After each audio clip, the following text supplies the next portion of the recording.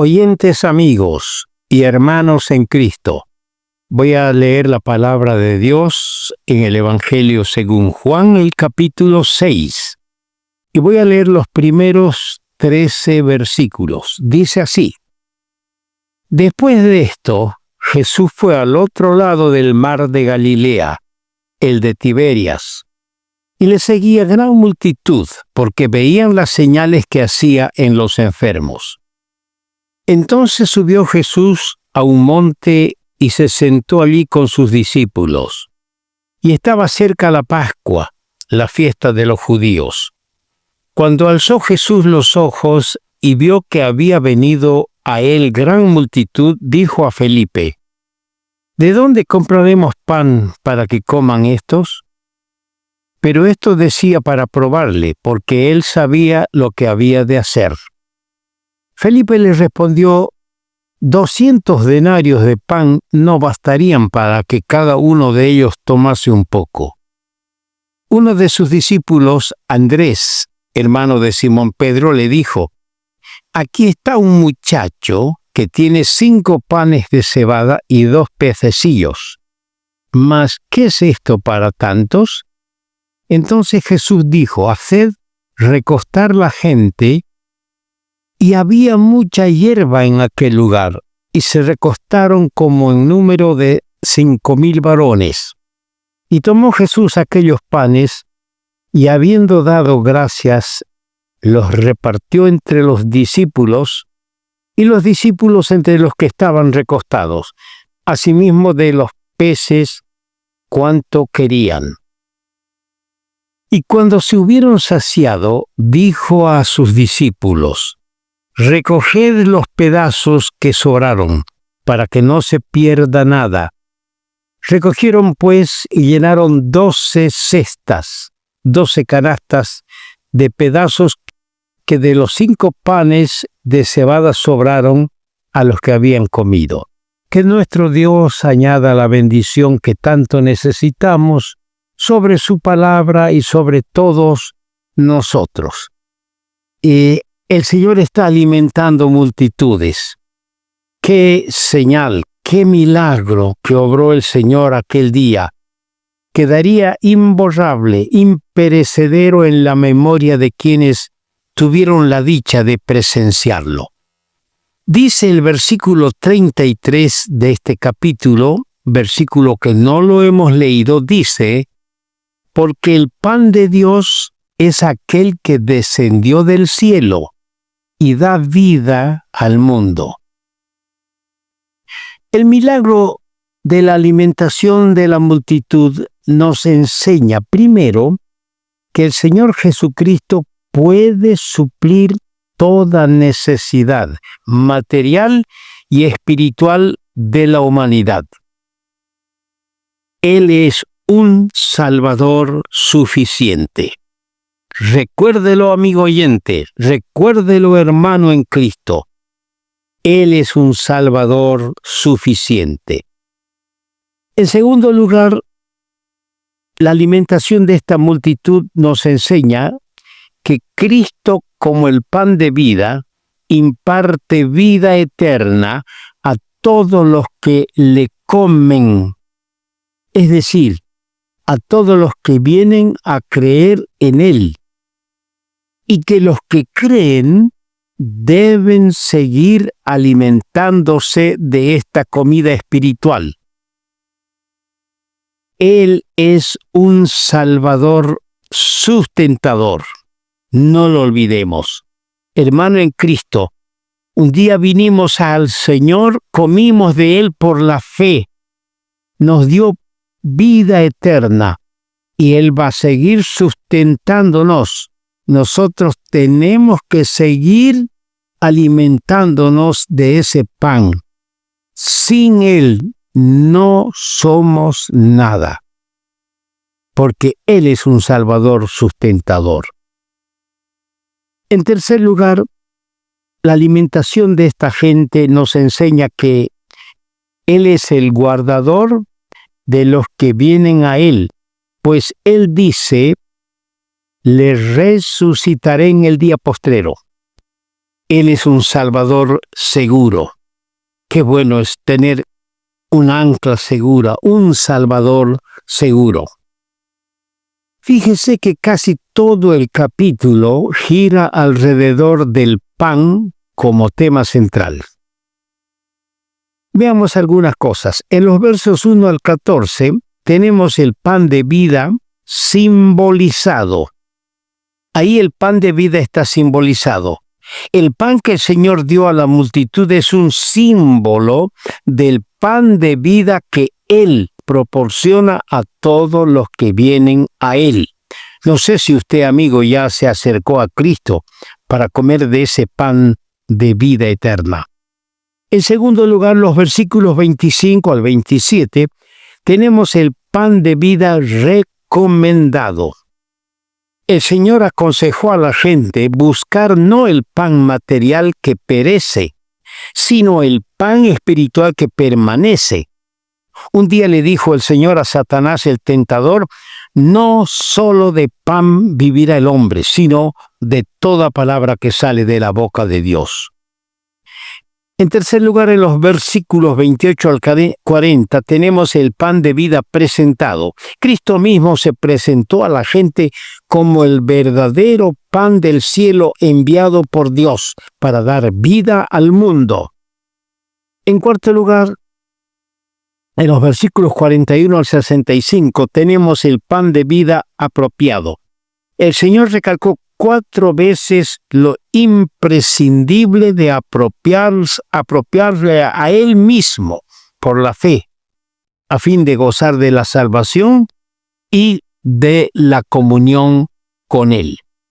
Vamos a ver algunas cosas referente al milagro, a la gente que estuvo allí, a las preguntas que le hicieron al Señor, a las respuestas y también a las murmuraciones. Pese a que les dio de comer, la gente murmuraba. Primero, el propósito del milagro. El milagro del pan multiplicado sirvió de preparación de la multitud para escuchar el asombroso discurso tocante al pan de vida que ocupa la mayor parte del capítulo 6 del Evangelio de Juan. Este milagro era la 4ª señal que el Espíritu Santo seleccionó para demostrar la deidad de Jesús y comprobar que Él era el Mesías predicho por los profetas. Al alimentar 5,000 hombres más mujeres y niños con solo 5 panes y 2 pececitos, dejando de sobra 12 canastas llenas de pedazos. Con esto quedó manifestado que Jehová estaba en medio de su pueblo. Él era el mismo que había alimentado a Israel con maná en el desierto y que había prometido alimentarlo en el porvenir, como dice en el Salmo 132, versículo 15, que les recomiendo leer, y como dice en Ezequiel capítulo 34, versículos 13 al 15, que también les recomiendo leer en su Biblia. El milagro del que estamos hablando reveló su compasión divina. El Señor tuvo compasión de esa gente que no tenía qué comer. Reveló la compasión divina para con las gentes hambrientas. Pero al mismo tiempo reveló su conocimiento perfecto frente a cualquier emergencia. Eso se destaca por los versículos 5 y 6 que hemos leído. Pero también el milagro reveló su consideración por los cansados. Verso 10.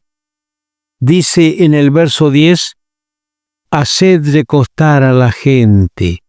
Como el Señor sabía que esa gente estaba hambrienta y cansada. Y Él, al hacer el milagro, reveló su consideración para los cansados, pero también reveló su creativa potencia al multiplicar los panes, según el verso 11. Y más, reveló su capacidad y límite para satisfacer toda necesidad de la humanidad. Verso 12. Y reveló su provisión superabundante, provisión superabundante para los suyos. Verso 13. Y qué lindo es leer en el Evangelio de Juan. De su plenitud tomamos todos. Y esto referente o tocante a los que creemos en Cristo. El segundo pensamiento importante aquí es el propósito de la gente. Las multitudes habían seguido a Jesús 2 veces a través del mar, fíjese. Primero desde el margen occidental hasta la margen oriental. Eso entendemos por los versículos 1 y 2. Y luego volvieron otra vez en dirección contraria para buscar al Señor. Eso lo entendemos por el versículo 24 y 25. Pero solo por interés material. Buscaban al Señor solo por interés material. ¿Cuánta gente cae en este error? Piensan que al aceptar a Cristo, a buscar a Cristo, no les va a faltar nada. Van a tener trabajo, casa, techo, abundancia, movilidades. Desgraciadamente hay falsos, no voy a decir falsos predicadores, falsos cristianos, posiblemente ni son de Cristo, que prometen a las almas a fin de atraerlas que Cristo les va a dar de todo. Y la gente empieza con ese propósito a acercarse a esos cultos que les ofrece de todo prosperidad material. Esto es peligroso, amigo. Esta gente siguió de un extremo al otro del mar por intereses materiales, queriendo ser alimentados gratuitamente por tan maravilloso hombre.